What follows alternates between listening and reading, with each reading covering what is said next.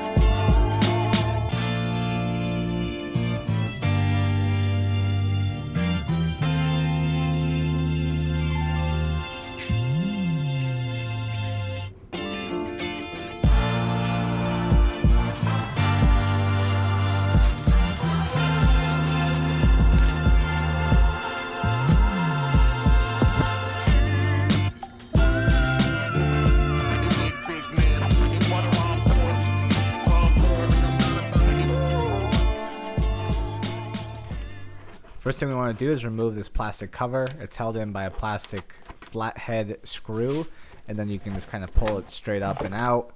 Once you've done that, there's 2 10mm nuts that hold on the rear taillight assembly.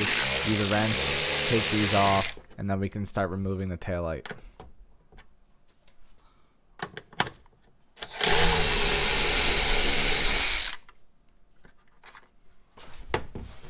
To pull the taillight out, use 2 hands and pull to the rear of the car, and you'll feel it pop out of place. And then once you have it out, all we have to do is just remove this little wire harness clip, and we can take the taillight off the car.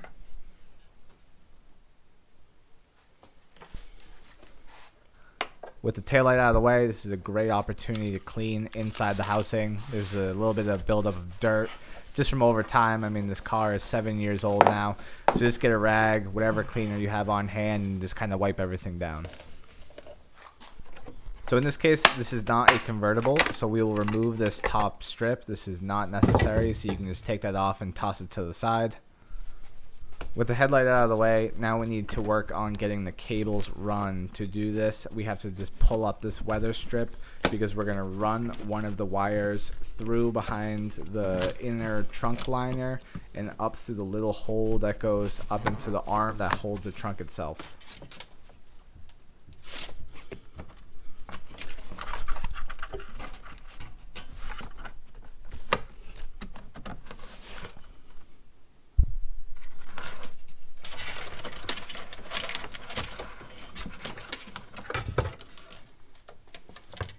Once you have most of the wire pulled through, we can actually connect the outer taillight assembly. So just kind of use the stock connector, plug it into the one on the light. It's a little bit difficult doing this with one hand and trying to film at the same time, but it should just click in there, and you should be able to hear an audible click when it sits in.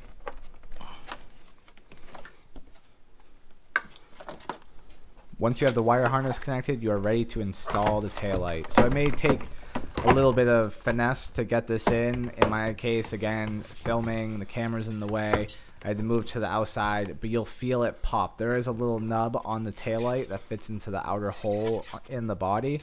So just kind of push it in and you'll see when it starts to fit. And a lot of people will talk about fitment with these.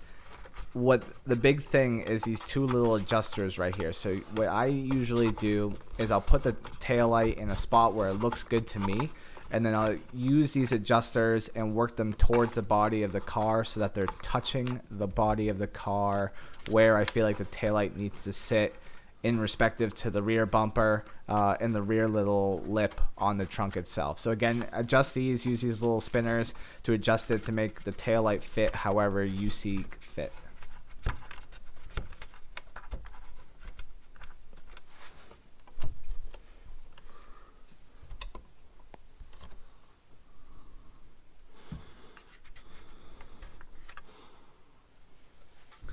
Once you're satisfied with the fitment, use the two 10mm nuts to fasten the outer taillights to the body.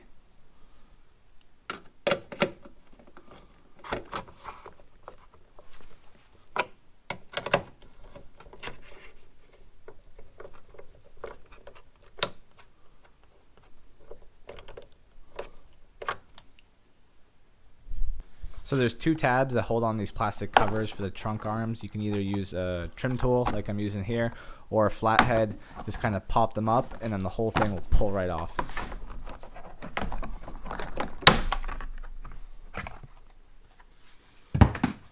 Now we can remove the trunk liner.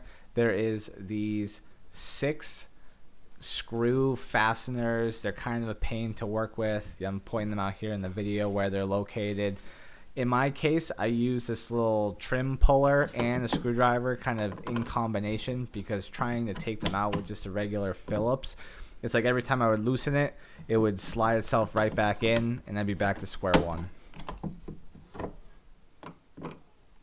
So once you take out those 6 fasteners, we're going to also remove the plastic cover on the left arm, and this will allow us to then take out the trunk liner.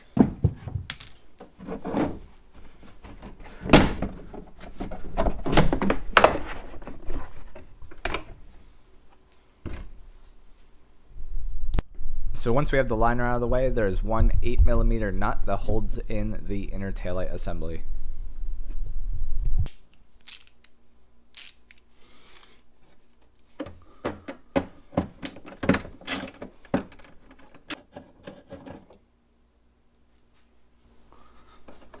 Now we can disconnect the wire harness and pull the taillight assembly out of the trunk.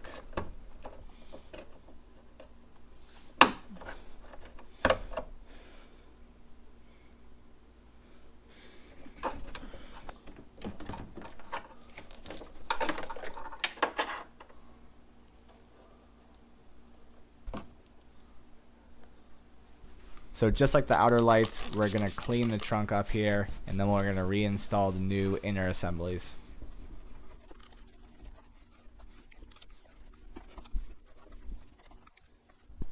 So the new inner assemblies will come with their own bracket. Same thing, 8mm nut, take this off, set it aside. It's hard to capture on camera while I'm installing it, but I will include a picture so you can see how this sits when it is installed. So slight modification required to get these to fit. There's 2 tabs here.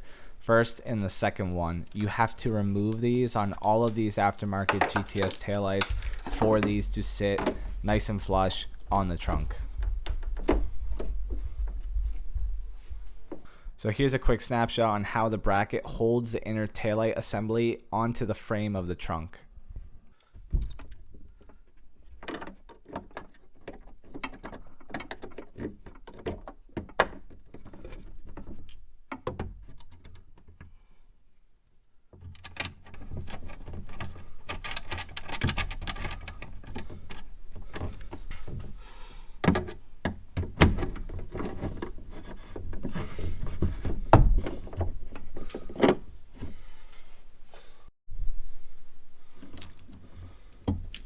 So once the inner taillight has been fastened down, we can connect the blue connector to the existing wire harness of the vehicle.